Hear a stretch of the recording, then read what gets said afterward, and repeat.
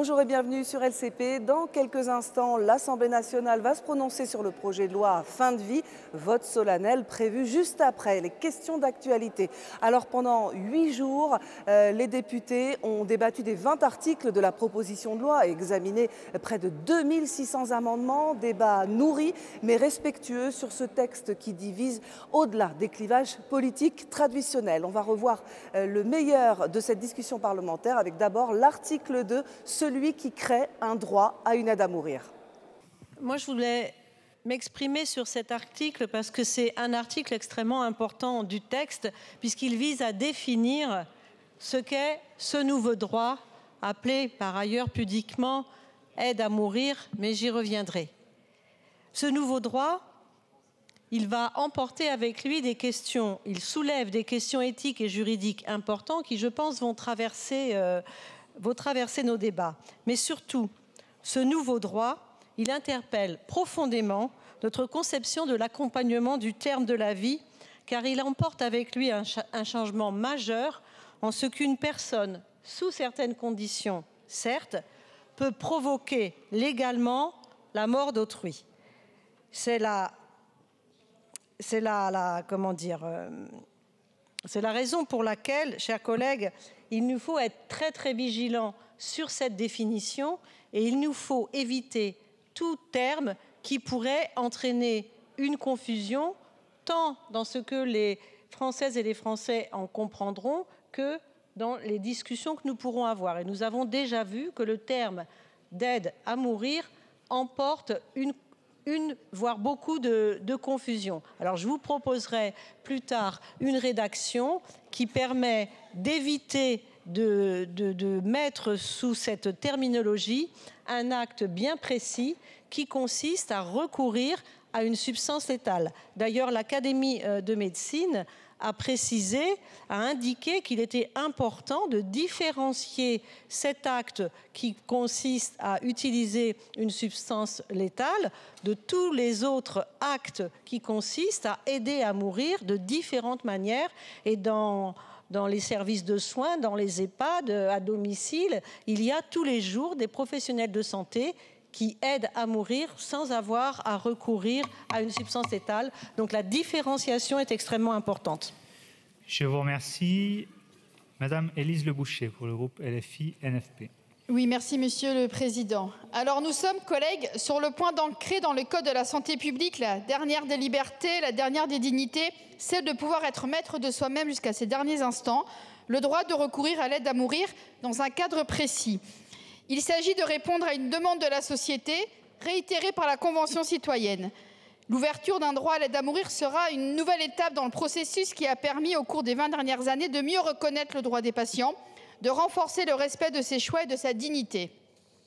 Il s'agit aussi de mettre fin à l'une des inégalités les plus injustes qui contraint des personnes en fin de vie souhaitant mettre fin à leur souffrance à, si elles en ont les moyens, partir en Suisse ou en Belgique ou pour les moins fortunés, soit recourir à des pratiques clandestines, soit à subir une longue et douloureuse agonie. Écoutons ce que disent nos concitoyennes et concitoyens, répondons-leur en leur ouvrant ce nouveau droit, en établissant un cadre sécurisé pour les patients et les soignants. J'alerte ici sur la volonté du gouvernement de revenir et de supprimer le choix entre auto-administration et administration par le professionnel de santé. Le libre choix, le libre arbitre de la personne doivent guider nos considérations.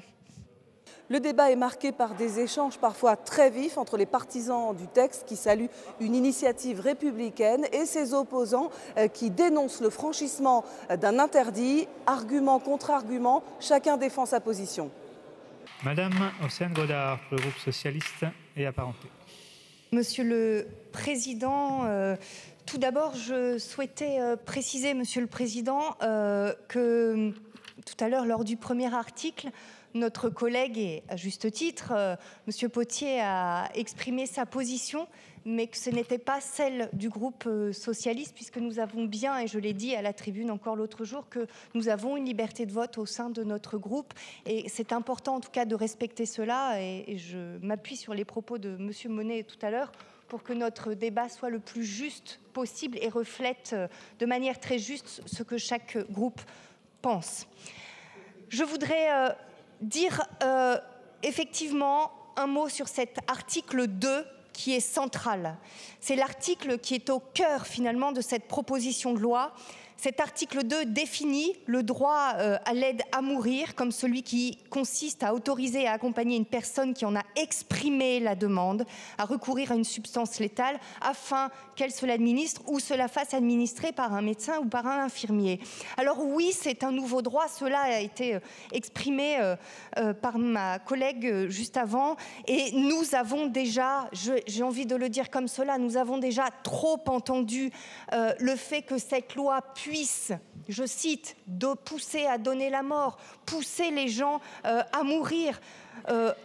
Pardon, mais non, en fait, cette loi ne donne pas la mort. Parce que cette loi, ce n'est pas n'importe quoi. Elle a été pensée, elle a été travaillée depuis des années. Elle s'appuie aussi sur des faits, sur les paroles, les ressentis des malades, des familles, des soignants. Et je crois que c'est cela que nous devons respecter. Il y a des conditions cumulatives. Ce sont des décisions collégiales prises par des professionnels. Et puis elle est aussi issue, cette décision, d'une volonté libre et éclairée de femmes et d'hommes qui ont des souffrances réfractaires insupportables. Et ça, je ne l'entends pas dans les propos, en fait. Ce n'est pas au cœur. Et c'est là où on a une inversion, en fait, des arguments et des arguments qui sont au cœur de nos réflexions et de nos expressions. C'est que c'est la souffrance qui guide nos travaux et notre travail ce soir. Merci. Juste une toute petite précision sur ces inscrits à l'article. C'est le règlement de l'Assemblée qui précise qu'il y a un inscrit par groupe. Et donc, je prends le premier qui lève la main. Si les groupes veulent se concerter d'abord pour savoir qui parle pour le groupe, organisez-vous entre vous. Je vous remercie. Monsieur Hetzel. Merci beaucoup, Monsieur le Président. Ce qui est en jeu pour cet article 2, c'est effectivement la question de la terminologie. En l'occurrence, lorsque l'on parle d'un droit à l'aide à mourir, en réalité, on a déjà opéré en quelque sorte un glissement, et c'est ce glissement qui interroge. Glissement, c'est le suivant, c'est que tout au début, on évoquait le fait qu'on allait s'adresser à des situations où les personnes étaient en fin de vie, c'est-à-dire qui allaient mourir. Or, en fait, on voit bien que le glissement, c'est que de plus en plus, ce texte, en fait, s'adresse à des personnes qui veulent mourir. Et donc là, on n'est plus exactement dans le même cadre. Et puis ensuite, on a aussi les termes mêmes qui sont utilisés. D'autres collègues l'ont dit. En réalité, je reprends simplement ce que disait l'étude d'impact du texte qui avait été débattu lors de la précédente législature. Plus d'une centaine de fois, le terme euthanasie a été utilisé dans cette étude d'impact. Le Conseil d'État, en 2024, donc il y a un an, 13 fois le mot euthanasie. L'étude d'impact, toujours, a utilisé 29 fois le mot suicide assisté. Le Conseil d'État l'utilise 10 fois. Et donc la question que je me pose, pourquoi est-ce qu'on refuse ces termes? Alors on a eu ce débat en commission, Olivier Falorni réfute la possibilité de recourir au terme d'euthanasie, mais vous voyez bien que nous avions même... Je n'étais pas favorable ex ante à cet amendement, mais un amendement consistait à dire est-ce qu'on ne devrait pas parler d'aide active à mourir pour faire le distinguo simplement avec l'aide à mourir, puisque c'est ce que font les professionnels en soins palliatifs en permanence. Et vous voyez bien que, à force de ne pas nommer les choses, et vous le savez, en fait, vous le savez, chers collègues, ne pas nommer les choses contribue au malheur du monde. Il faut que vous l'entendiez. Ne pas nommer les choses comme elles devraient l'être, en réalité, est extrêmement dangereux. Et ça nous amène dans une direction qui nous pose problème. Il faudrait à minima nommer les choses. Alors pourquoi ne parlons-nous pas de suicide assisté? Je vous remercie. Madame Danielle Simonet, pour le groupe écologiste et social.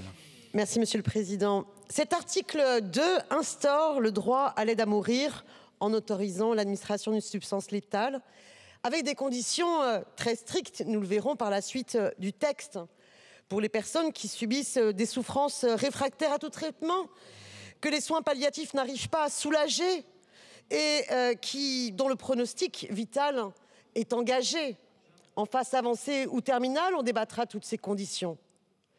Alors j'entends que pour certains qui s'opposent à l'inscription de ce nouveau droit, ils mettent d'abord un débat sur le terme. Il faudrait parler d'euthanasie. Finalement, je retrouve le débat de nos aînés concernant le droit à l'avortement, qui d'ores et déjà à l'époque disaient l'avortement finalement c'est l'euthanasie des bébés. C'était même les mêmes choix de termes pour bien indiquer qu'il fallait absolument rejeter. Eh bien moi je vais vous faire ce parallèle. Oui, avec le droit à l'avortement, nous avons arraché une grande victoire, nous les femmes. Mon corps, mon choix nous appartiennent. Et avec ce droit de l'aide à mourir, eh bien c'est hommes et femmes, toute notre humanité entière, qui allons gagner finalement ce droit de dire ma vie, ma mort m'appartiennent. Cette ultime liberté. C'est pour ça que pour moi c'est une loi extrêmement importante. Parce que actuellement la loi Gleonetti, elle instaure finalement le droit au laisser mourir. On arrête l'alimentation et l'hydratation, et c'est la sédation profonde et continue, avec l'intention de conduire jusqu'au décès. On ne sait pas ce que le patient ressent. Cela peut durer quelques heures, quelques jours, quelques semaines parfois. Et puis on n'est pas toutes et tous adaptés à des situations qui peuvent permettre d'avoir recours à la loi Claes-Leonetti. Moi je ne sais pas comment vous pensez votre mort, j'ai beaucoup de mal à penser la mienne, mais je pense qu'on a tous été confrontés à des gens autour de nous, ou bien à des gens autour de nous qui vont y être confrontés. Moi je nous souhaite à tous une mort douce, la plus douce possible. Mon père, il est parti en novembre, et il n'a pas souffert. Il n'a pas souffert, il n'a pas eu d'angoisse. Je nous souhaite d'être dans cette situation-là. Mais vous savez comme moi qu'on ne sera pas tous confrontés à cela. Que nos concitoyens et concitoyennes ne seront pas tous confrontés à cela. Alors, je terminerai par dire, instaurons ce droit, cette ultime liberté qui ne retire rien à celui ou celle qui ne souhaite pas en user. Espérons que les progrès de la science seront qu'on sera peu à vouloir nécessiter de l'user. Sur la question de la clarté du terme de l'aide à mourir, j'ai eu l'occasion de le dire hier, la définition qui est faite dans la loi de l'aide à mourir est on ne peut plus claire, explicite. Le droit à l'aide à mourir consiste à autoriser et à accompagner une personne qui en a exprimé la demande à recourir à une substance létale afin qu'elle se l'administre ou se la fasse administrer par un médecin ou un infirmier. Franchement, on ne peut pas être plus clair, plus précis, plus explicite. Je rappelle que le Conseil d'État a été effectivement sollicité sur ce texte. Le Conseil d'État écrit « L'emploi de l'expression d'aide à mourir n'appelle pas d'objection de notre part ». C'est le point 6 de l'avis du Conseil d'État. Concernant les notions d'euthanasie, de suicide assisté, d'assistance au suicide et de suicide délégué qui apparaissent dans un certain nombre d'amendements. Concernant l'euthanasie, je n'y reviendrai pas. Monsieur Siestenstuhl, il ne s'agit pas d'un argument d'autorité, c'est un argument historique. À un moment, il faut intégrer la réalité de l'évolution des mots dans l'histoire. Si le mot euthanasie avait gardé son acception originelle, étymologique, je serais le premier à le défendre, parce que c'est un magnifique mot, euthanasie. Ça parle de la belle mort, de la bonne mort. Donc je serai le premier à défendre ce mot, parce que je défends justement la notion de belle mort, de bonne mort. Sauf que ce mot, je l'ai dit, il a été souillé, il a été défiguré par une politique de crime de masse d'État. On peut pas rester complètement fermé à ce que les mots portent en eux. On parle d'un mot qui a été utilisé pour justifier le crime de masse de 300 000 personnes handicapées et qui a été, je le rajoute, le prélude idéologique et technique de la Shoah. D'ailleurs, qui dans cet hémicycle, personne, utiliserait une expression qui est d'une banalité en temps normal absolue? Je parle d'ultime recours. Oserait-on parler de solution finale? L'expression solution finale est une banalité confondante. Solution finale. Qui oserait, personne dans cet hémicycle, parler de solution finale? Personne. Et je remercie Christophe Benz d'avoir mesuré la charge morale, historique de ce mot. Alors effectivement, il est utilisé par un certain nombre d'acteurs, d'ailleurs tous hostiles à cette loi. Alors il ne s'agit pas d'un argument d'autorité, il s'agit d'un argument qui repose sur le poids de l'histoire et le poids des mots dans l'histoire. Je salue la créativité lexicale de M. Benz, puisque désormais nous avons suicide délégué. J'allais dire, ça ne change pas grand-chose sur la confusion que génèrent ces expressions de suicide assisté, de suicide délégué. Je l'ai dit hier et je renvoie à l'avis de l'Observatoire national du suicide qui, en février 2025, il y a donc quelques semaines, a dit que les législations sur l'aide à mourir dans le monde pouvaient permettre au contraire une prise en charge précoce du mal-être et contribuer à la prévention du suicide. Concernant le droit à l'aide à mourir, alors là je veux quand même insister sur un certain point. D'abord, je veux le dire parce que nous sommes rapporteurs de la Commission des affaires sociales et cet amendement du droit à mourir a été voté très largement dans la Commission des affaires sociales. Je tiens à le rappeler et ça n'est pas un petit sujet. Mais au-delà de ça, je veux dire que contrairement à ce qu'ont affirmé certains, cette modification, cette intégration de la notion de droit, honnêtement, qui est la réalité, n'a pas pour effet de créer un droit inconditionnel à recourir à l'aide à mourir. Au contraire, chaque fois que le législateur crée un droit, et nous en créons dans cette enceinte, il en précise les conditions d'exercice. Et c'est bien ce que prévoit ce texte qui définit un nouveau droit, qui en détermine les conditions d'accès et qui précise les modalités de sa mise en œuvre. Chers collègues, monsieur le rapporteur général, sur les termes du débat, vous le savez, cher Olivier Falorni, que vous m'avez en partie convaincu. On en a parlé ensemble. Que le terme euthanasie a été souillé par l'histoire. Factuellement, vous avez raison. Factuellement, vous avez raison. C'est la raison pour laquelle, en y réfléchissant, j'ai repris les termes que j'avais utilisés il y a 1 an avant la dissolution, avec des amendements de repli sur le suicide délégué, tout au long du texte. Parce que finalement, l'euthanasie, c'est quoi? C'est bien un suicide qui va être délégué à une personne tierce. Alors, en l'occurrence, dans le texte aujourd'hui, un soignant, un médecin ou un infirmier, mais c'est bien un suicide que l'on délègue à une autre personne que soi-même. Mais au final, monsieur le rapporteur général, en tout cas, je maintiens que la définition exacte, actuelle du texte, l'administration ou l'auto-administration d'une substance létale, ça reste en tout état de cause un suicide assisté ou délégué. Je vous remercie.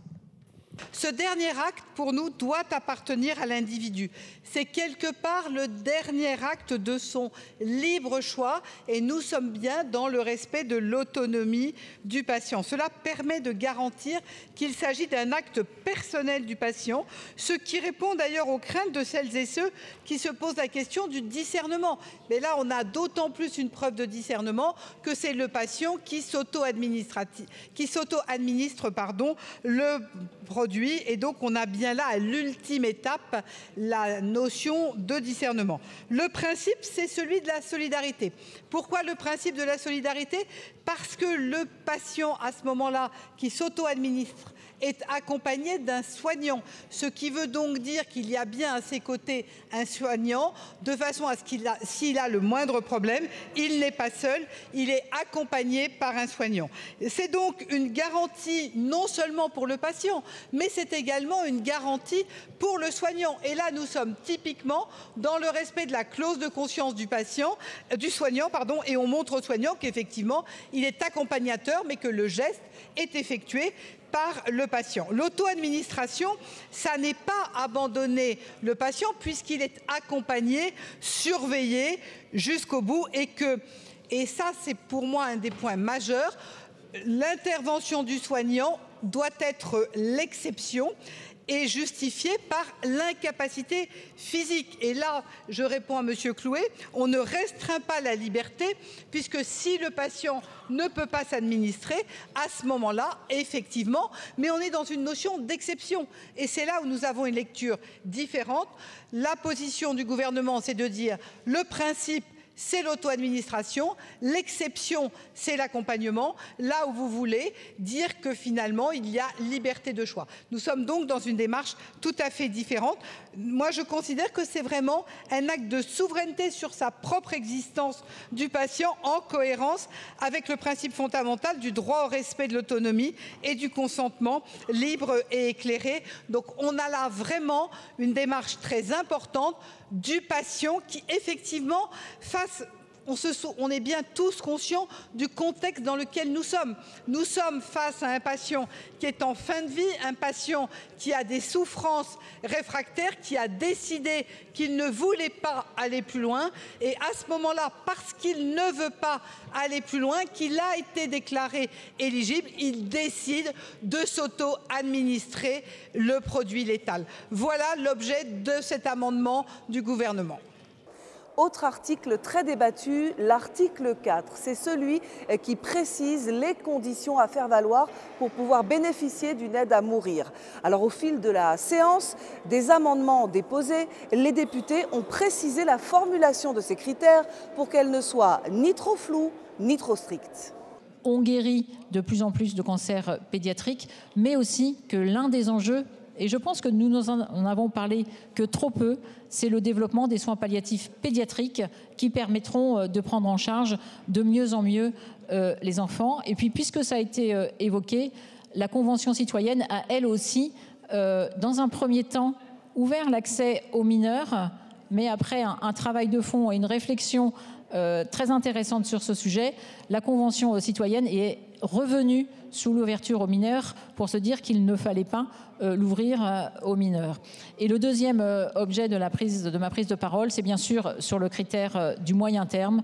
Je pense qu'il est important que nous revenions sur ce critère pour engager le process d'irréversibilité qui me semble important. Je pense que l'aide à mourir doit être ouverte lorsque la mort est là, lorsqu'il n'y a plus de solution, et donc faire écrire dans la loi que l'irréversibilité du pronostic vital me semble être un enjeu majeur pour revenir à un certain équilibre sans pour autant faire de mousse. Merci, chers collègues. Monsieur Dussauzé pour le groupe Rassemblement national. Oui, merci Monsieur le Président, Monsieur le rapporteur général, chers collègues. On arrive bientôt aux premières 24 heures donc, de discussion autour de cette loi pour la création d'un droit nouveau qui est celui du droit à l'aide à mourir. C'est vrai qu'on a eu des premières 24 heures qui étaient très tournées sur des débats d'ordre philosophique ou sémantique, puisqu'on était vraiment dans l'appréciation générale de ce nouveau droit. Et là, finalement, à travers cet article 4, on arrive enfin sur la véritable réalisation de l'application de ce nouveau droit, puisqu'on va donc, cette fois-ci, parler d'un sujet brûlant et que nous devons manier avec beaucoup de précaution, puisque il sera question des critères cumulatifs. Je profite donc de cette prise de parole plus pour vous faire part d'un sentiment et surtout d'interpeller les députés qui sont favorables à la création de ce nouveau droit et dont je fais partie, pour vous appeler à la prudence sur la manière dont on va débattre et les décisions que l'on va prendre justement sur les mises à jour ou non de ces critères. Ces critères tels que nous les avons dans la rédaction actuelle de la loi, ils ont été votés à une large majorité au sein de la Commission des affaires sociales et ont réussi à trouver justement une sorte de consensus qui a permis de mettre à peu près tout le monde d'accord.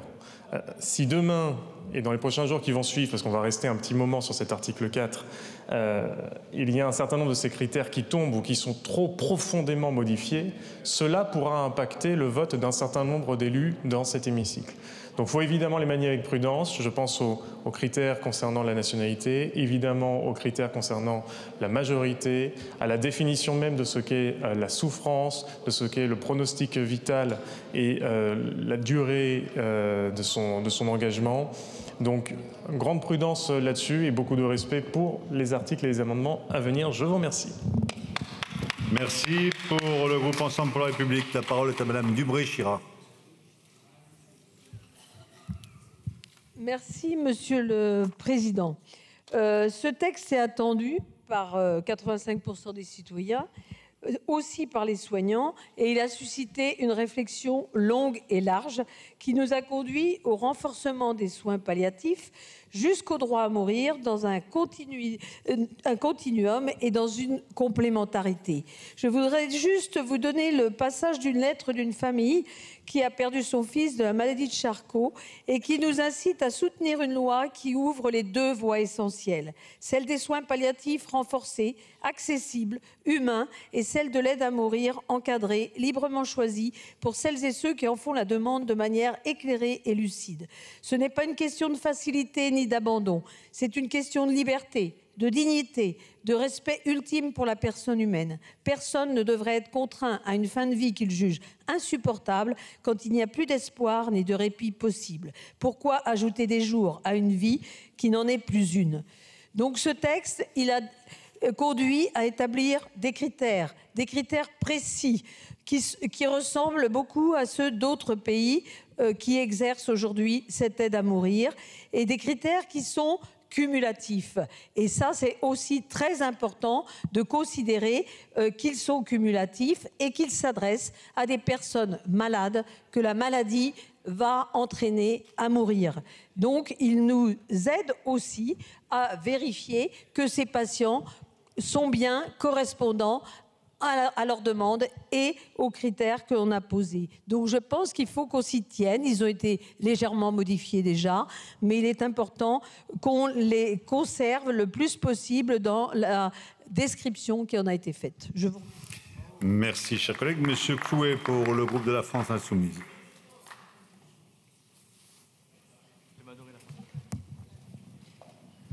Merci, Monsieur le Président. Nous sommes au moment où nous allons avancer vers les critères concrets permettant de réaliser l'accès à une aide à mourir, accès dont le souhait a été réitéré à plusieurs fois par l'Assemblée nationale de manière majoritaire. Et donc, des collègues vont présenter des amendements de suppression en imaginant que retirer les critères, c'est retirer le contenu, ce qui est évidemment faux. C'est simplement retarder le travail parlementaire alors qu'ils et elles sont minoritaires sur le sujet, et on est là pour en débattre. J'ai lu avec attention les amendements de suppression qui arrivent. On nous parle beaucoup de l'Oregon, de la Belgique ou de Washington. Collègues, un petit rappel, le drapeau qui est là, c'est un drapeau tricolore. On est en train, en ce moment, de créer un modèle français des soins palliatifs et de l'aide à mourir. Et il n'a jamais été question de copier-coller ce qui se passerait à l'étranger. Nous avançons vers d'ailleurs un des modèles les plus restrictifs et les plus protecteurs, et c'est très bien en la matière. Mais oui, ce n'est pas parce que, par exemple, nous voulons développer le soin palliatif en France que nous allons mimer l'organisation des soins palliatifs dans un pays étranger. Ça n'a évidemment aucun sens, donc n'appliquez pas à l'aide à mourir un raisonnement qui serait fallacieux appliqué à n'importe quelle autre politique publique. En l'espèce, les critères, rappelons-les pour que tout le monde en dehors de cet hémicycle comprenne bien. Ne serait ouverte l'aide à mourir qu'à condition qu'une personne soit majeure, soit résidente, souffre avec une souffrance à caractère insupportable ou réfractaire. J'ai vu dans les amendements de suppression, on nous disait c'est subjectif. Ben oui, par définition, puisque les gens vont demander l'aide à mourir. Donc évidemment que c'est subjectif, c'est le principe. Et cette souffrance réfractaire ou insupportable doit être liée à une affection incurable qui engage le pronostic vital. Suite aux travaux de la Haute Autorité de Santé, une proposition du gouvernement nous est venue de compléter ces conditions pour les durcir encore un petit peu plus, les préciser. Et nous voterons cette suggestion. En l'occurrence, préciser que cette maladie, cette affection, est en phase avancée, caractérisée par l'entrée dans un processus irréversible qui aggrave l'état de santé, affectant la qualité de vie. Nous sommes d'accord avec cet ajout et nous le voterons. Il va compléter un des gains de la France Insoumise en commission, à savoir préciser que l'affection pouvait avoir n'importe quelle cause, donc accidentelle également. Et nous sommes heureux de pouvoir avancer là-dessus. Peut-être une seule toute demande en 5 secondes, que nous n'ayons pas d'attaque personnelle comme on peut le voir dans l'exposé des motifs de certains amendements qui critiquent des collègues pour leur appartenance à une association. Collègue. Parce que s'il faut le catholique...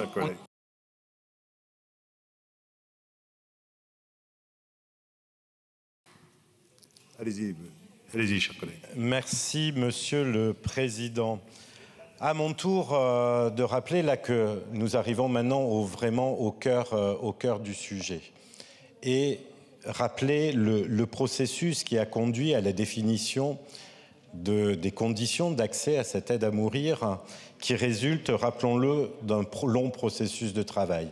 Tout d'abord, au sein de la Convention citoyenne, puis ici même à l'Assemblée nationale, sur la base d'un projet de loi proposé par le gouvernement lors de la précédente législature, qui avait conduit à un long processus de travail en commission spéciale sur ce projet de loi sur la fin de vie, et enfin qui avait été débattu dans l'hémicycle et abouti à ce qui ce soir est examiné, repris par le texte déposé par Olivier Falorni et co-signé par un certain nombre d'entre nous, et qui a fait l'objet aussi de ce travail au sein de la Commission des affaires sociales la semaine dernière, et qui a été voté par la très grande majorité. Alors, chers collègues, vous voulez supprimer, un certain nombre d'entre vous veulent supprimer cet article. Mais maintenant qu'on a consacré dans les articles précédents et ouvert un droit à l'aide à mourir, est-ce à dire que vous voudriez qu'il n'y ait pas de conditionnalité à ce droit à mourir? C'est votre droit le plus absolu, mais je pense que c'est tout à fait contraire aux objectifs que vous poursuivez, puisque vous ne cessez de nous dire qu'il faut l'encadrer, l'encadrer et l'encadrer le plus possible. Alors moi, je voudrais aussi revenir sur ceux qui trouvent que ces critères sont flous. Peut-être rappeler que tous les pays qui ont légalisé l'aide à mourir ont en commun un socle de critères communs. 1. Être majeur. 2. Être atteint d'une affection grave et incurable. 3. D'avoir des souffrances inapaisables. Et que la demande soit le reflet d'une volonté libre et éclairée. Et je pense que ce que nous vous proposons là respecte ce socle commun. Enfin, nous serions le premier pays d'Europe à avoir une mesure stricte qui est l'engagement du pronostic vital en phase avancée défini comme un processus irréversible. Donc tout cela pour dire, pour ceux qui nous diraient que les choses n'étaient pas suffisamment encadrées, eh bien je crois qu'au contraire, elles le sont et elles le sont bien. Pour le groupe de la droite républicaine, Monsieur Hetzel. Merci beaucoup, Monsieur le Président. Alors tout d'abord, je voudrais quand même réagir aussi à ce que vient de dire Monsieur Delotrette, dans la mesure où, évidemment, vous le savez, vous connaissez manière dont les choses se passent. Un certain nombre d'amendements sont aussi des amendements d'appel parce que, eh bien, c'est l'occasion de pouvoir justement engager la discussion. Alors, en fait, cet article 4, ça a été dit, énonce les conditions d'accès, donc évidemment, à ce droit à l'aide active à mourir. Il introduit plusieurs critères en apparence restrictifs, mais qui souffrent en réalité, et c'est ça vraiment le point important, d'un certain nombre de failles majeures, aussi bien sur le plan médical que sur le plan juridique. Et je vais vous prendre deux exemples qui illustrent ça. La notion, par exemple, de phase avancée ou terminale, elle est scientifiquement floue, et d'ailleurs, c'est ce qu'indique la Haute Autorité de Santé. La phase avancée d'une infection grave peut durer plusieurs mois, voire même plusieurs années, sans que le pronostic vital ne soit nécessairement engagé à court terme.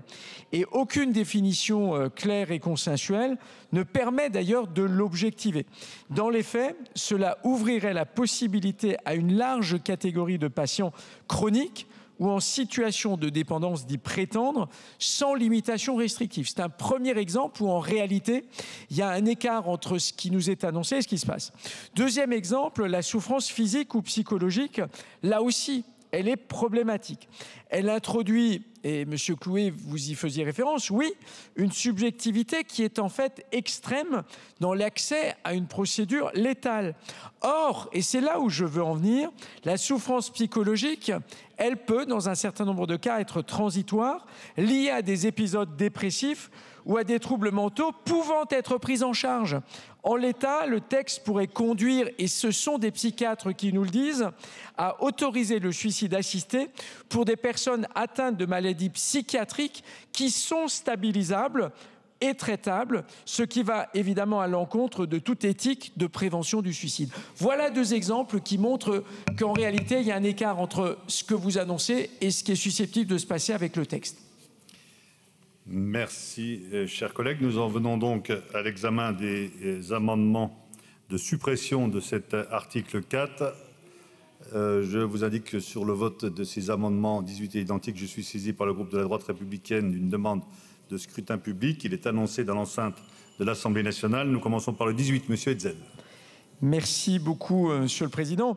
Alors, les travaux lors de l'examen du projet de loi avaient abouti en l'espace de 2 mois à 3 rédactions différentes sur les conditions d'ouverture, évidemment, de l'euthanasie ou du suicide assisté. Celle qui a été retenue par cette proposition de loi indique désormais que les patients souffrant d'une maladie grave et incurable en phase avancée ou terminale seront considérés comme éligibles. Je viens de l'évoquer à l'instant, cela élargit évidemment considérablement le champ des patients susceptibles d'y recourir. Le diabète ou l'hypertension artérielle sont bel et bien des affections graves et incurables au sens d'inguérissables.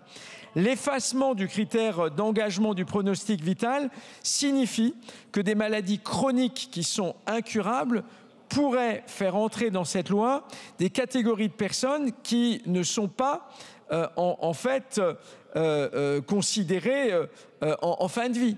Et en fait, le point sur lequel nous alertons, c'est qu'on nous a annoncé un texte de loi qui était susceptible de considérer la fin de vie.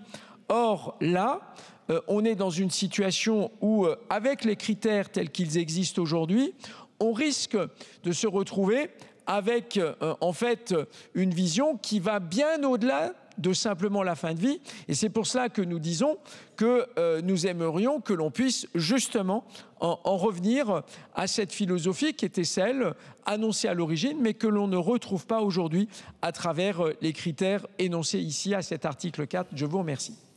Merci. Le 130, Madame de Maistre. Et merci, Monsieur le Président. Je défends cet amendement pour mon collègue Le Fur. C'est une demande également de suppression de l'article 4. Cet article énumère les conditions d'accès au suicide assisté et à l'euthanasie souffrent d'un cruel manque de précision. Il est l'assemblage de formules évasives et de notions subjectives qui ne permettent pas d'encadrer précisément l'accès à l'aide à mourir. Pire, avec une telle rédaction, des personnes souffrant d'hypertension, de diabète ou d'autres pathologies inguérissables seraient éligibles à l'aide à mourir alors même que leur pronostic vital n'était pas engagé. La notion de souffrance insupportable, qu'elle soit physique ou a fortiori psychologique, est éminemment subjective.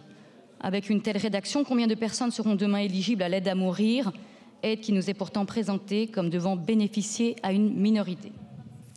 Merci Madame de Maistre. Le 390, Madame Gruet. Merci Monsieur le Président. On entend beaucoup que c'est un article majeur. Je crois que chaque article aura son importance dans nos débats et dans ce texte, tout autant de la procédure, de l'analyse de ces critères. Et je vous propose qu'on les reprenne. Bien évidemment, la majorité était quelque chose d'essentiel pour nous. La nationalité française ou la résidence de façon stable et régulière évite peut-être le tourisme. On a un système et un modèle social qui peut paraître attractif au regard d'autres territoires. Donc c'est intéressant qu'on soit capable de sécuriser ce point-là. Les mots ont leur importance et je dois dire que dans le troisième critère, on reprendra avec vos éléments, Madame la Ministre, mais on est quand même sur cette phase avancée ou terminale. Autant terminale, on arrive à définir les choses, autant avancée, à partir du moment où une maladie chronique grave et incurable est détectée, elle évolue forcément et dans ce cas-là, nous sommes dans la phase avancée. Enfin, sur la souffrance physique ou psychologique, sachant que nous n'imposons pas nécessairement la consultation d'un psychiatre pour être capable justement de déceler quelle est la capacité à soigner, à accompagner ces souffrances psychologiques, ça m'interroge sur le fait que ce soit ou et non et. On aura de nouveau ces discussions. Et enfin, sur le cinquième critère, c'est quelque chose qui me tient à cœur, d'être capable justement d'évaluer cet avis libre et éclairé, notamment sur la pression familiale, sur les abus de faiblesse qu'il peut y avoir. Vous redire, je l'ai exprimé tout à l'heure, oui, on ouvre un droit nouveau, mais il impacte nécessairement tout le monde. C'est-à-dire qu'à partir du moment où les personnes seront éligibles à ces critères, on leur impose d'avoir le choix et d'avoir à choisir ce qu'ils souhaitent faire. À l'heure actuelle, si, parce qu'en fait, inconsciemment, notre système, on est des individus, mais on vit dans un système collectif. Merci. Où à partir du moment où on est éligible, on peut être amené à se poser la question. Un schizophrène. Attendez. Un schizophrène qui fait de multiples tentatives de suicide, c'est une maladie grave. La schizophrénie, pardon, c'est incurable. Enfin, madame, si vous avez trouvé le traitement pour guérir la schizophrénie, publiez le traitement, publiez-le. Vous confondez. Vous confondez incurable et intraitable. La schizophrénie, ça se traite, c'est vrai. Mais incurable, ça ne se guérit pas. Incurable, c'est qui ne se guérit pas. Une schizophrénie, c'est incurable, malheureusement, aujourd'hui. C'est grave. Ça peut engager le pronostic vital si on fait des tentatives de suicide multiples, et malheureusement ça arrive. Et il peut avoir uniquement des souffrances psychologiques insurmontables, et c'est même malheureusement assez fréquent. Ça répond à tous les critères, donc oui, dans certains cas, la schizophrénie pourra être intégrée dans les critères. Monsieur Juvin, vous nous aviez habitués quand même à une solidité, une cohérence. Non, mais je vais vous répondre. Non, mais je vais être sérieux. Vous me parlez de la schizophrénie.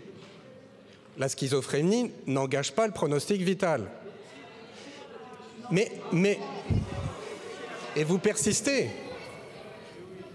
Une tentative... Enfin, vous vous rendez compte de ce que vous dites? On parle d'une affection engageant le pronostic vital. Une tentative de suicide est une affection? Mais depuis quand? Mais vous êtes sérieux, monsieur Juvin? Vous êtes sérieux? Non mais... Franchement, là, je pense que peut-être il va être temps de faire une pause, mais je pense que là Monsieur le rapporteur général, allez. Vous nous aviez habitués à des arguments qui tenaient la route, mais parler de la schizophrénie en laissant entendre qu'elle engage le pronostic vital parce qu'il y aurait eu une tentative de suicide, ça n'a aucun sens. Ça n'a aucun sens. Je vous remercie. Monsieur Pétavy. Merci, Madame la Présidente. Vous avez, chers collègues, très certainement comme moi, reçu énormément de messages de personnes en situation de handicap qui sont inquiètes justement sur ce texte. Et je crois que dans la question des directives anticipées, on a cette question du regard validiste qu'il peut y avoir sur une société.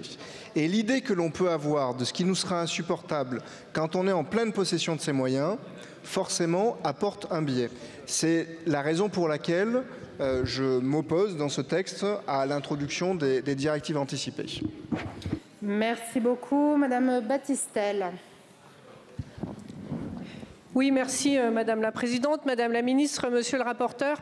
Oui, effectivement, c'est un débat que nous avons eu longuement en commission, y compris en début de l'examen de ce texte.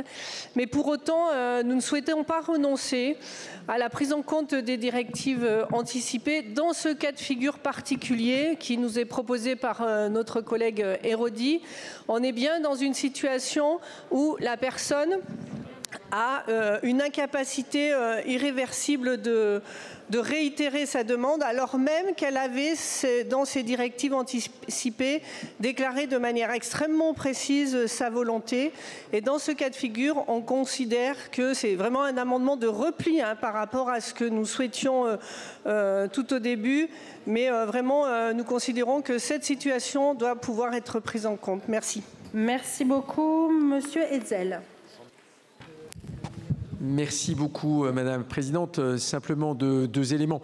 Tout à l'heure, dans le débat sur les troubles du spectre autistique, je tiens à rappeler, peut-être que ça n'avait pas été précisé, mais il ne s'agit pas d'une maladie en tant que telle, hein, c'est un trouble du neurodéveloppement. Concernant cet amendement, vous le savez, nous sommes un certain nombre à considérer qu'il ne faudrait pas, dans un certain nombre de situations, prendre en compte les directives anticipées, mais faire en sorte qu'aux différentes étapes, on puisse s'assurer du libre consentement et d'un consentement éclairé du patient. Donc cet amendement vient évidemment en totale contradiction avec cette vision, et ça me semblait important de le rappeler. Je vous remercie. Pour terminer, Monsieur Hernandez.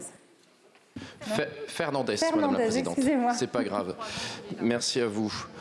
Non, moi je voulais simplement venir en soutien, en appui à cet amendement. Je crois qu'il s'agit d'un amendement équilibré, ça a été dit, c'est un repli en réalité, puisqu'il y a quand même des conditions très sécurisées, très sécurisantes qui permettent de garantir que l'expression par directive anticipée ici se fait dans un cadre très restreint. Il y a 3 conditions, je les redonne. La personne devra avoir perdu conscience de manière irréversible du fait d'une maladie grave et incurable, et surtout elle devra avoir indiqué les conditions dans lesquelles elle souhaiterait recourir à l'aide à mourir postérieurement au diagnostic de cette affection grave et incurable. Et enfin, elle devra avoir rédigé ou réitéré ces directives anticipées moins d'1 an avant la perte de conscience. Donc il y a même une sécurisation pour ce qui est du délai de réitération. Donc j'invite vraiment chacune et chacun ici à se poser la question du vote de cet amendement qui me paraît encore une fois très équilibré et qui permet de se rapprocher d'un scénario où, dans un cas encore une fois très précis, très encadré, eh bien la volonté de la personne, même si elle n'est plus en capacité de l'exprimer le moment venu, eh bien puisse être portée par la personne de confiance dans un cadre encore une fois très sécurisé. Donc je vous invite à voter cet amendement. Je vous remercie. Merci beaucoup. Je vais mettre aux voix cet amendement donc, qui a reçu un double avis défavorable de la Commission et du gouvernement.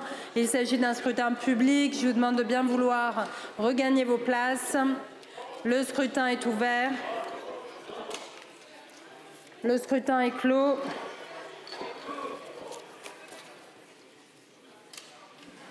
Votant 186, exprimé 171, majorité 86 pour, 59 contre 112. L'Assemblée nationale n'a pas adopté.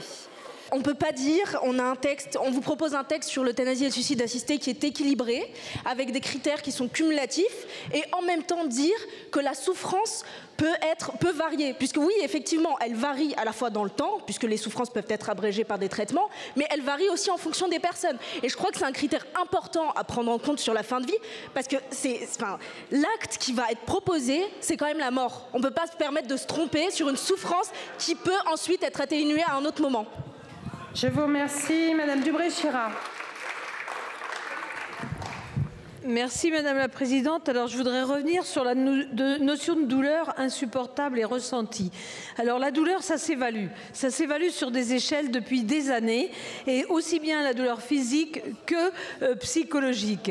Et en fait, cette douleur, elle est tout à fait personnelle et individuelle puisqu'elle est mémorisée. Donc quand on a eu des douleurs précédemment, eh ben, on a un seuil de douleur qui monte. Donc en fait, il faut considérer que ce que dit le patient et ce qu'il évalue, c'est un niveau de douleur qu'il ressent et qui est adapté. L'autre chose, je voudrais dire quand même que ça fait à peu près 40 ans qu'on parle du traitement de la douleur en France et qu'on n'est toujours pas à niveau, et il ne s'agit pas que des consultations antidouleurs. Tout professionnel de santé devrait être en capacité de traiter la douleur, qu'elle soit physique ou psychologique, en tous les cas, mais il y a des moments où on arrive au bout du bout des possibilités de traitement. Et il faut l'accepter que ce soit des douleurs réfractaires et qui résiste à tout traitement. Donc ce n'est pas une histoire de ressenti ou de subjectif, c'est très estimable et évaluable. Je vous remercie Madame Gruel. Merci Madame la Présidente. L'objectif de cet amendement, c'est justement collectivement on soit capable de monter en compétence et en expertise sur cette douleur. C'est ce qu'on fait d'ailleurs depuis des années, parce qu'il y a des décennies, on prenait finalement peu en considération la douleur dans nos prises en charge et dans la place du patient. Et le but de solliciter l'avis en fait d'autorités expertes sur la souffrance et sous la douleur, telles que la HAS ou le Comité national d'éthique, c'est justement de monter en compétence. Madame Godard, non pas pour venir à une réponse à une sollicitation individuelle, mais venir monter en expertise et en compétence pour nos médecins, pour que tous nos médecins soient capables d'accompagner au mieux cette douleur et cette souffrance. Et je crois que plus on arrivera à préciser et à monter en expertise pour nos professionnels de santé, plus on arrivera à répondre en amont de la demande d'aide active à mourir à cette souffrance. Je vous remercie. Je vais mettre aux voix, j'ai pris 2 pour 2 contre, cet amendement donc, qui a fait l'objet d'un double avis défavorable. C'est un vote à scrutin à main levée. Qui est pour? Qui est contre? Il est rejeté. L'amendement suivant, Monsieur Hetzel, pour l'amendement numéro 29. Oui, merci beaucoup Madame la Présidente pour la défense de cet amendement. Deux arguments, nous l'avons dit, pour un certain nombre d'éléments, nous souhaitons qu'ils figurent dans les critères d'éligibilité, donc c'est-à-dire dès l'article 4, et non pas simplement, comme on nous le dit souvent, en disant eh bien il y a des éléments qui figurent à l'article 6. Nous tenons à ce que ce soit dans les critères d'éligibilité. Et puis ensuite, pour cet amendement, ce que nous proposons, c'est d'ajouter donc en quelque sorte un sixième critère, ne pas être dans un état de faiblesse ou de vulnérabilité psychologique susceptible d'altérer le jugement. Et donc là aussi, pourquoi cette rédaction? Eh bien notamment quand vous prenez l'alinéa 3 de l'article 6, eh bien on considère que ne devrait être prise en compte que les situations où le discernement serait gravement altéré. Or, nous considérons que dès qu'il y a une forme d'altération du jugement, eh bien, il faut une prudence spécifique, raison pour laquelle nous proposons cet amendement. Je vous remercie. Merci beaucoup, Monsieur le député. Quel est l'avis de la Commission, Madame la rapporteure? Merci Madame la Présidente. Monsieur Hetzel, vous avez déjà anticipé toutes les réponses que je pourrais vous faire, évidemment. On va reparler de l'article 4 et de l'alinéa 9, où il est quand même clairement dit que ces conditions ne permettent pas à des personnes dont le discernement serait gravement altéré d'avoir accès à l'aide à mourir. Et votre deuxième développement par rapport à l'alinéa 3 de l'article 6, qui exclut explicitement les personnes dont une maladie altère gravement le discernement. Donc, vous le saviez, vous avez anticipé ma réponse, ce sera défavorable. Merci beaucoup. Quel est l'avis du gouvernement? L'avis du gouvernement, Madame la Présidente, Mesdames et Messieurs les députés, est qu'évidemment le gouvernement ne peut être qu'extrêmement vigilant sur la capacité du discernement. Et c'est la raison pour laquelle, et j'ai déjà eu l'occasion, mais je le redis bien évidemment, le gouvernement propose un amendement à l'article 6 pour, et vous le savez puisqu'on l'a évoqué à plusieurs reprises, et que l'objectif c'est précisément de permettre au médecin, qui est celui qui conduira l'expertise, de solliciter l'avis soit d'un psychiatre, soit d'un neurologue, dès lors qu'il a un doute sur le discernement du patient, parce qu'effectivement c'est un élément tout à fait important. Donc on le voit dans cet article 4, l'alinéa 9, c'est la notion du discernement, et à l'article 6, nous proposerons un amendement. Vous allez me dire, Monsieur Hetzel, qu'il n'est pas voté, et pour cause, puisque nous ne sommes qu'à l'article 4. Et en attendant, je suis défavorable à votre amendement. Je trouve qu'on est quand même sur des amendements qui visent pas à protéger la population d'un abus, mais qui sont là pour prohiber le fait que la loi puisse être mise en œuvre. Quand on voit cet amendement et la rédaction qui dit que même une personne saine, mentalement, qui n'a jamais eu d'antécédent, devrait passer par une CMP pour éventuellement détecter s'il n'y a pas quelque chose. Et donc on voit bien que là, on n'est plus sur un caractère raisonnable dans le débat. Le texte est très clair sur les conditions d'accès. Il faut être apte à manifester sa volonté de manière libre et éclairée. Tout est dit dans cette phrase. Il ne sert à rien d'essayer de trouver des excuses afin de faire en sorte que plus personne ne bénéficie de cette aide active à mourir. Je vous remercie. Monsieur Zisson-Stuhl. Merci Madame la Présidente. Mes chers collègues qui êtes favorables à ce texte, il ne faut pas reprocher aux députés qui sont opposés à ce texte d'essayer de tout faire pour contrer, empêcher, mettre des bâtons dans les roues de ce texte. Enfin, je pense que là, honnêtement, tout le monde joue carte sur table depuis une semaine, quasiment 10 jours. Nous sommes un certain nombre de collègues à avoir été présents dans cet hémicycle de façon quasi complète depuis lundi, pas hier, lundi d'avant.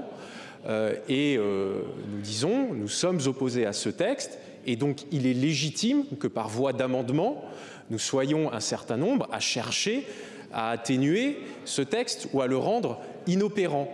Sur le fond également, et c'est le jeu parlementaire d'ailleurs sur toutes les réformes, voilà, je vous renvoie au débat sur les retraites, à d'autres, c'est comme ça que fonctionne le parlementarisme, la délibération parlementaire. Sur le fond, contrairement à ce que vous dites, il y a beaucoup de flou dans ce texte. Et nous continuerons à le dire jusqu'à la dernière minute de ce débat. Et contrairement à ce que vous dites, les critères de ce texte ne sont pas strictes. Ce texte n'est pas le plus restrictif d'Europe. Il laisse une marge de subjectivité et une marge d'interprétation qui est importante. Et si cette loi devait entrer en vigueur, ce qu'il se passera, c'est ce qu'il s'est passé dans tous les autres pays d'Europe, que ce soit les Pays-Bas que vous connaissez bien, que ce soit la Belgique, certains États des États-Unis, le Canada. Il y aura des abus, il y aura des dérives et il y aura une explosion du nombre de demandes d'euthanasie et de suicide assisté.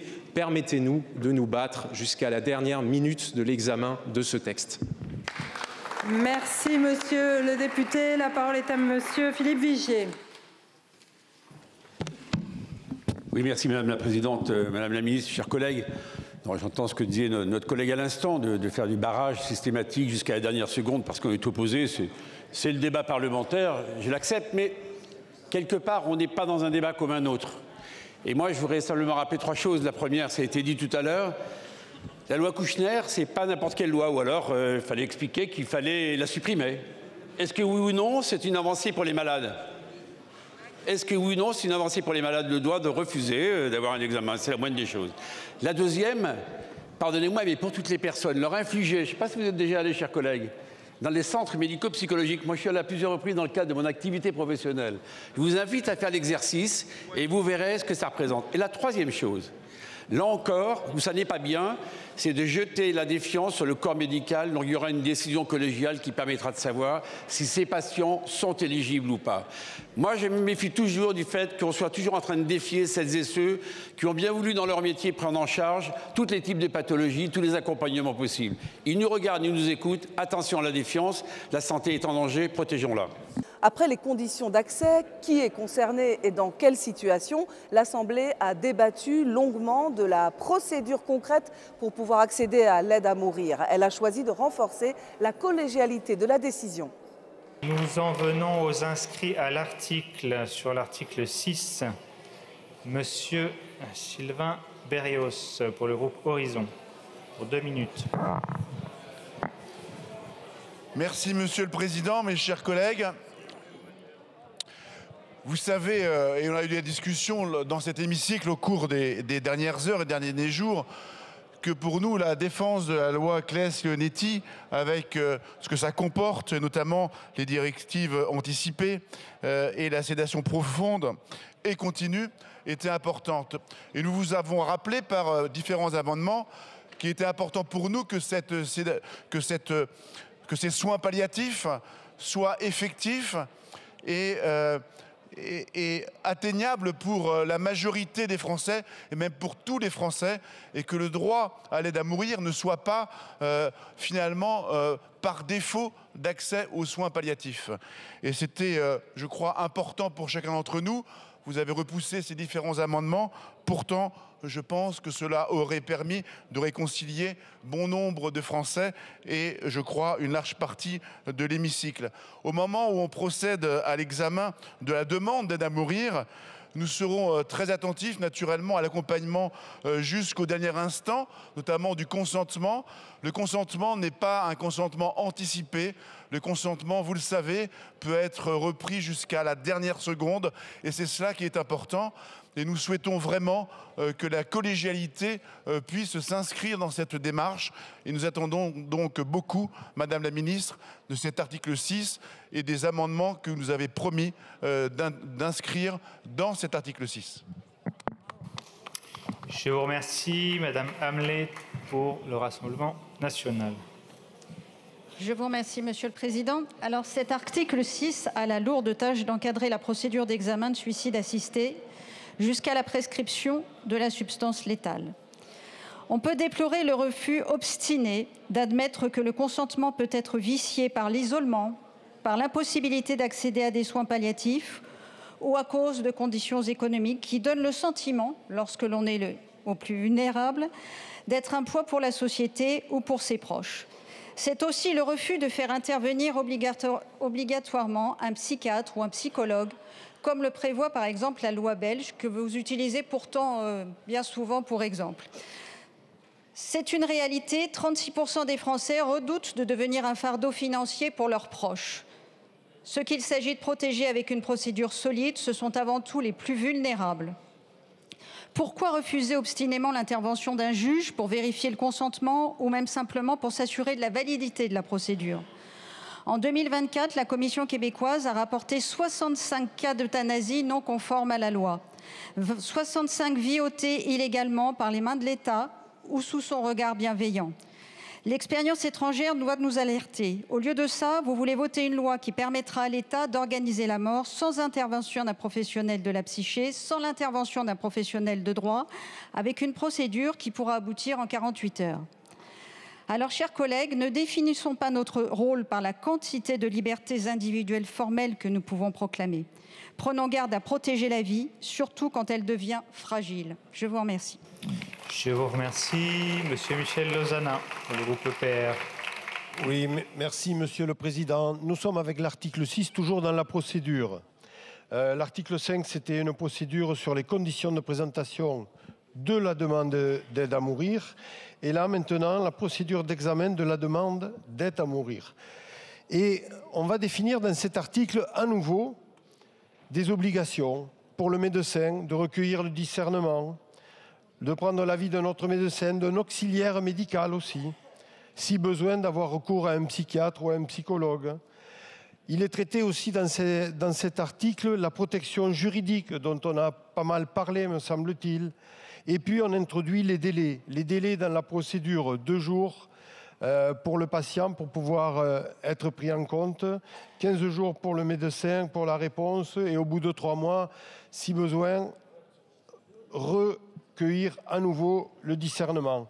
Bref, moi je veux dire à mes collègues qui sont contre cette proposition de loi, c'est que vous avez là encore de nouvelles contraintes. Quand vous dites que ce n'est pas assez encadré, je crois que progressivement, depuis l'article 3, nous ajoutons des contraintes. Et là, c'est sur une procédure. Donc, moi je vous le dis, je vais vous appeler, mesdames et messieurs, qui n'êtes pas pour cette proposition de loi, de voter cet article 6, parce qu'il y a dans cet article 6, à nouveau, des précisions sur comment on doit mener cette procédure, et cela encadre bien. Alors je sais que c'est un vœu pieux, mais encore, je vous le lance, moi je pense qu'il faut absolument voter cet article 6.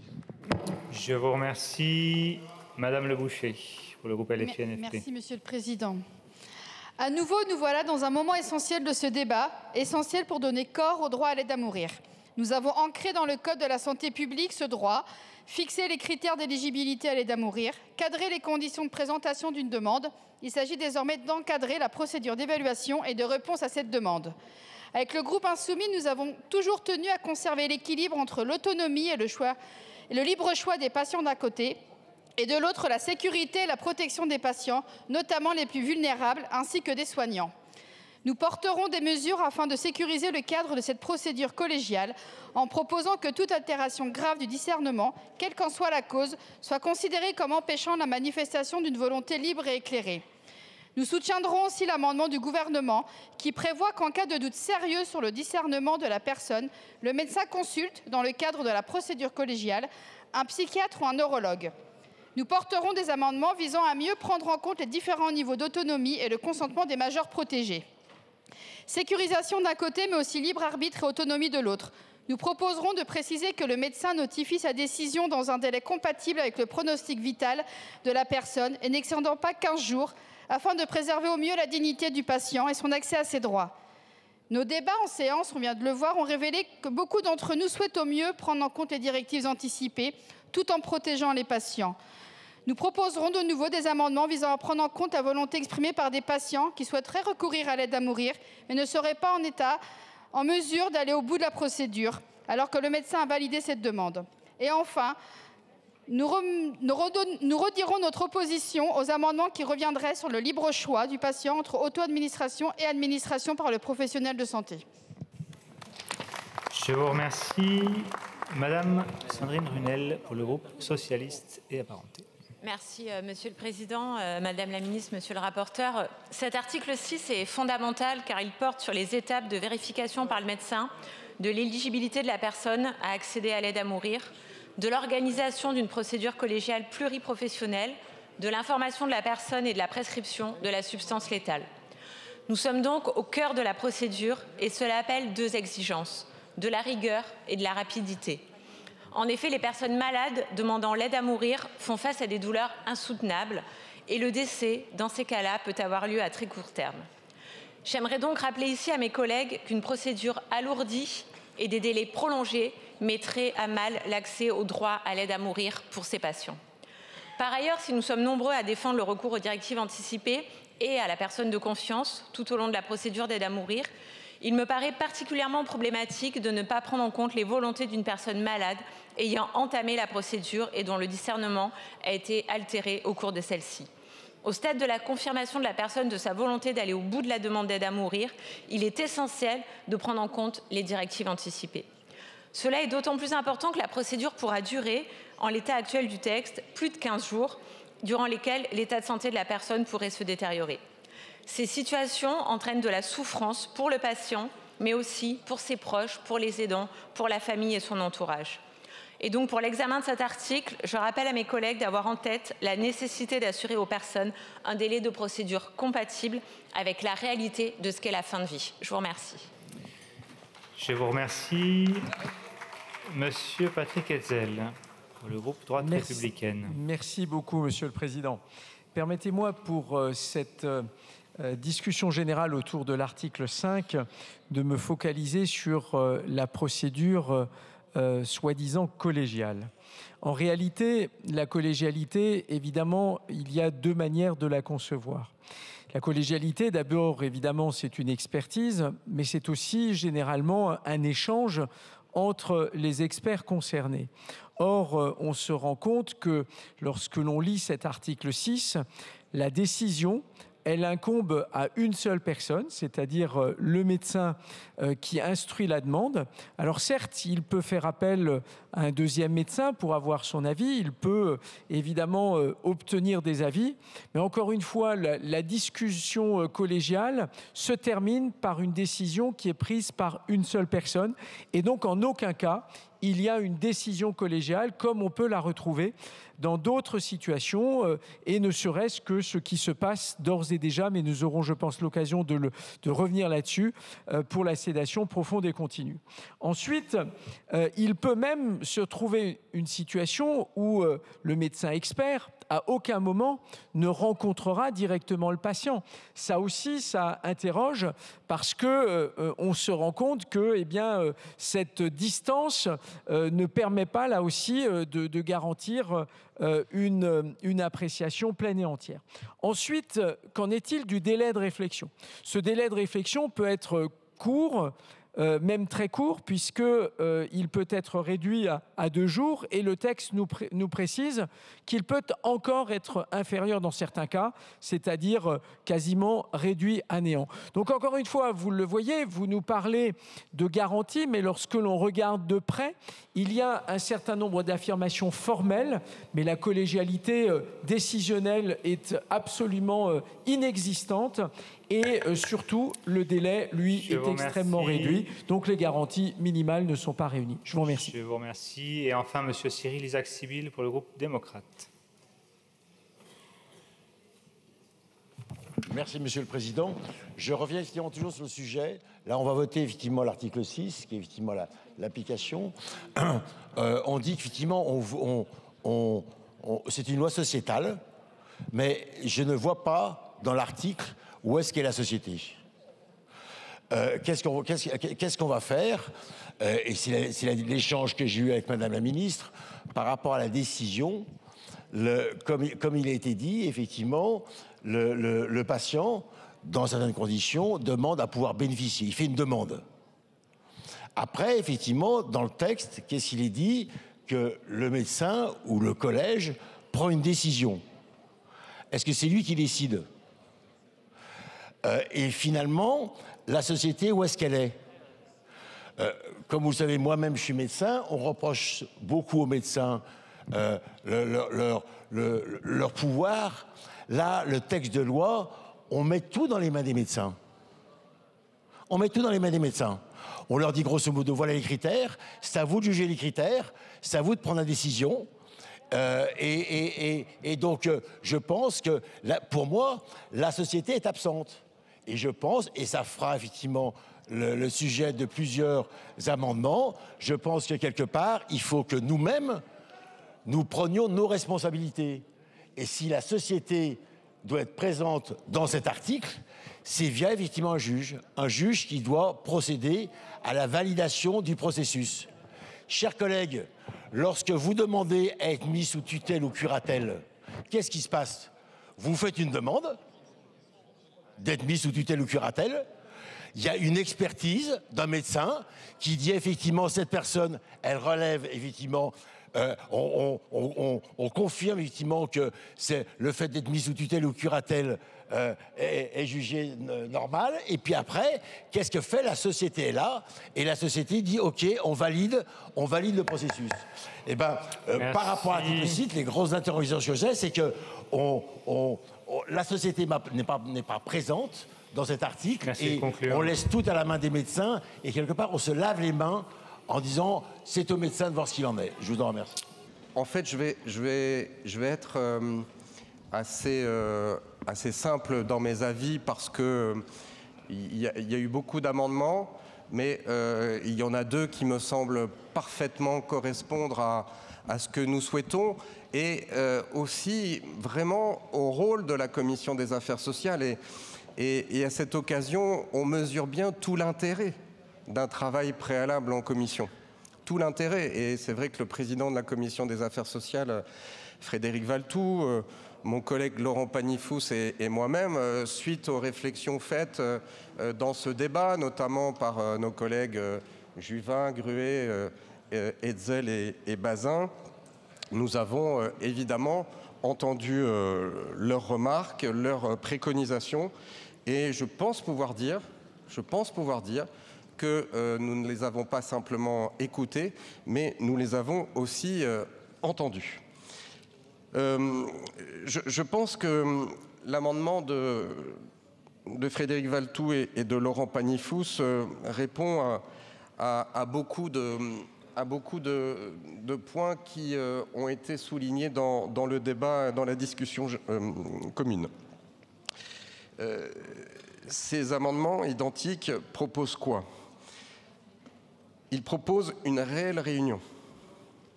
Une réelle réunion.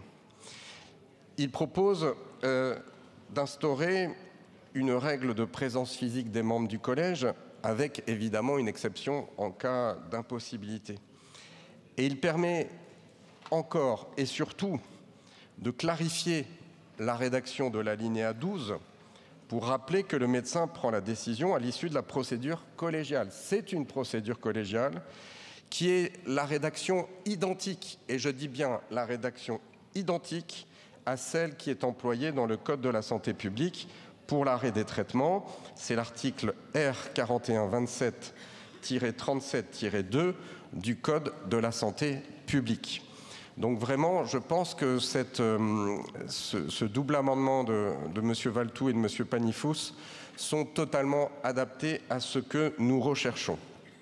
Par ailleurs, il y a des amendements qui me semblent particulièrement intéressants, deux sous-amendements pour lesquels j'émettrai également, comme pour l'amendement de Frédéric Valletoux et celui de Laurent Pagny-Fous, un avis favorable.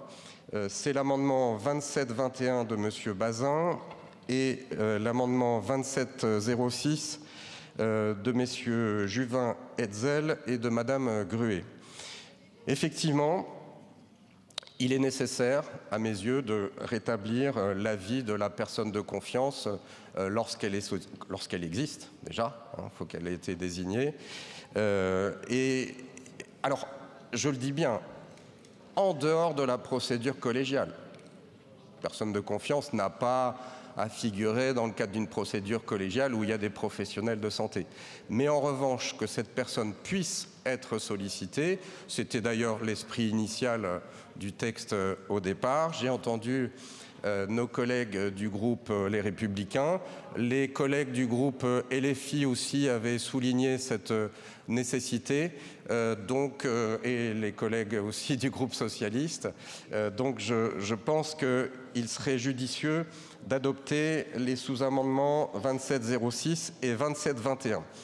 et je suis donc défavorable à l'ensemble. Donc pour être clair, avis favorable sur l'amendement de M. Valletoux, sur l'amendement de M. Panifous et sous les sous-amendements de M. Bazin et de M.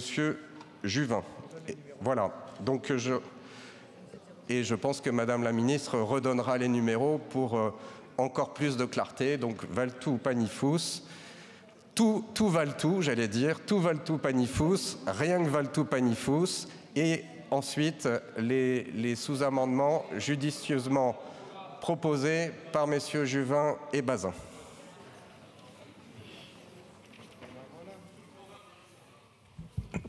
Merci Madame la Présidente, Mesdames et Messieurs les députés.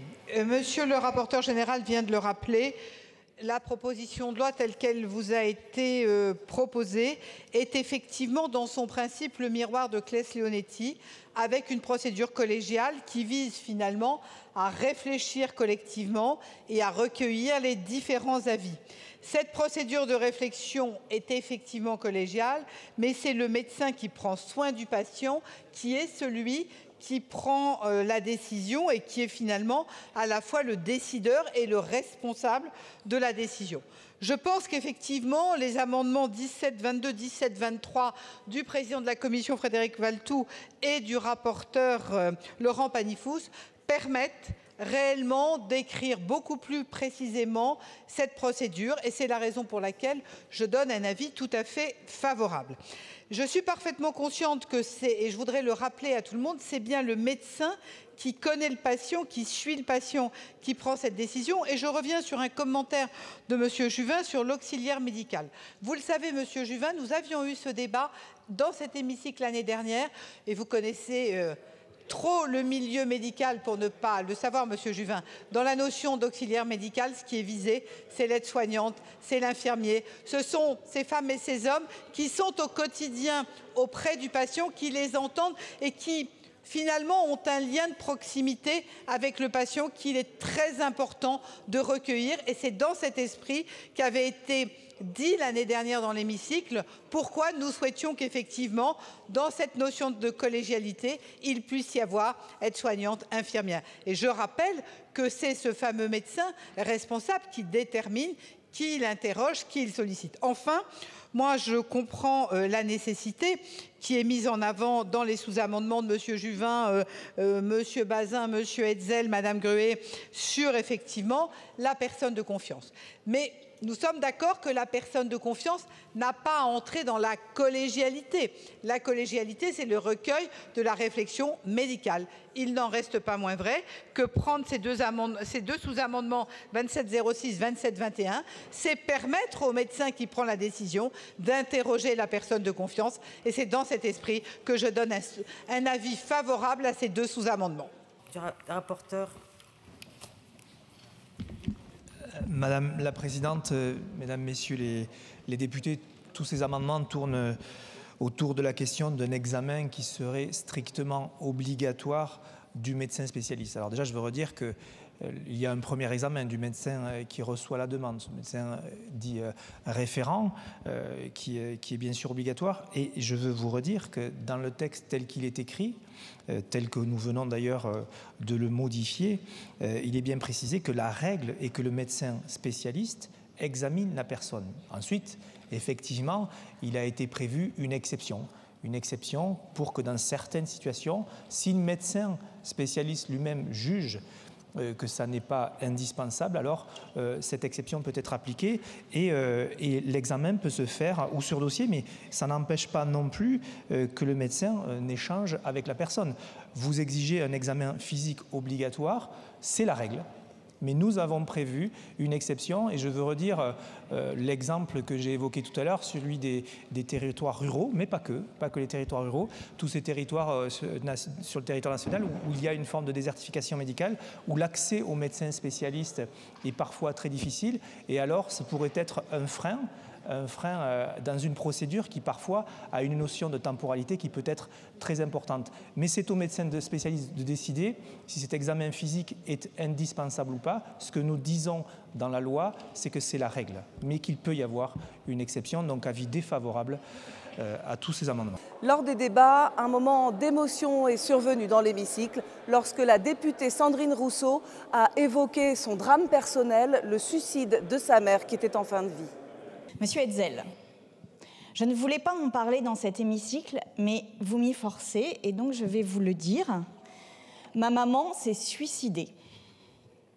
Elle s'est suicidée alors qu'elle était en fin de vie parce qu'il n'y avait pas l'aide à mourir. Elle s'est suicidée dans des conditions abjectes. Son agonie a été insupportable, épouvantable. Elle a duré extrêmement longtemps parce qu'elle a fait ce que vous appelez un suicide libre, c'est-à-dire qu'elle a pris dans sa table de chevet tous les médicaments qu'elle avait gardés depuis des semaines et elle les a avalés d'un coup. Et je peux vous dire que c'est pour cela que je milite pour le droit à mourir. C'est pour cela que je vous invite à ne pas voter les amendements de suppression. Parce que ce qui s'est passé lors de sa mort, c'est exactement l'inverse de ce que nous voulons là.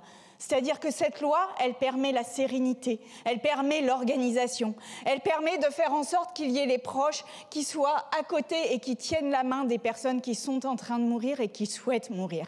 Et le suicide, c'est tout à fait autre chose. C'est dans une agonie d'une violence que vous ne pouvez pas imaginer. C'est pour cela que je vous ai dit ça. Je ne souhaitais pas en parler dans cet hémicycle, mais puisque vous m'y forcez, ça n'est pas une pensée totalitaire. C'est une pensée pour tous les proches des personnes qui se sont suicidées. Le débat sur la fin de vie s'achève le samedi 24 mai à 13h. 68 heures de débat et une satisfaction personnelle pour le rapporteur du texte, Olivier Falorni.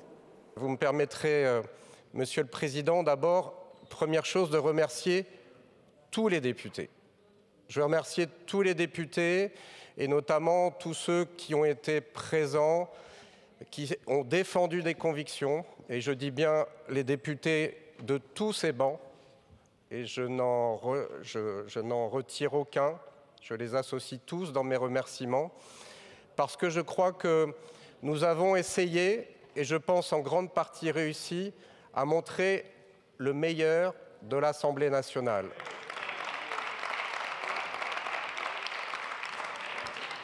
Vous savez, nos compatriotes nous reprochent parfois d'être dans l'incapacité de s'écouter, de s'entendre et d'avancer ensemble sur un certain nombre de sujets de société qui sont par définition transpartisans. Nous avons essayé de faire en sorte, au-delà des convictions des uns et des autres, de faire en sorte de travailler dans notre mission de législateur, dans le sens de l'intérêt général, et chacun, je crois, a pu dire ce qu'il pensait. Je veux évidemment remercier à mon tour évidemment le personnel de l'Assemblée nationale, les présidentes et les présidents de séance qui ont exercé leur mission avec célérité et efficacité. Je veux évidemment remercier également l'équipe, et je parle d'équipe, c'est-à-dire les rapporteurs qui m'ont accompagné, Brigitte Lizaud, Laurent Panifous, Stéphane Delautrette et Élise Le Boucher. Nous avons fait une équipe.